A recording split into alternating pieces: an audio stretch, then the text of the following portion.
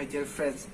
ngasi aina aigi ahamno blog upload tawdringai mamang video masa amatang han upload tawjarake ngasi mayam dai comment khara pambagini senga aina semjagadoriba blog se mayamna pamdragadi ai tasini semjaroige aduna aina kaigumba khara mayamgidamaka tawningbagi damakta mayamda aina blog si semjabani adubu mayamna kaigumba blog si semaningi habado horen comment section da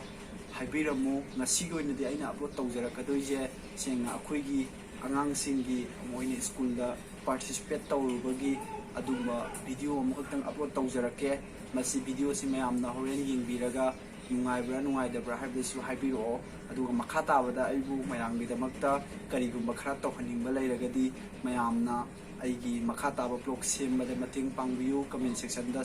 semhaningba leiragadi mayamna blog sembiro u haibado comment section da haibiramu aduga mayamna aigi channel asibu nusibiraba amadi makhata na mayamna damakta kaigumba khara tawhaningba leiragadi like subscribe amadi share tawbiramu tarakpada mayamda in hainingi je ngasigi video si amu yengminase angangsinggi video ni masi angangsingna soigiba langiba amadi aina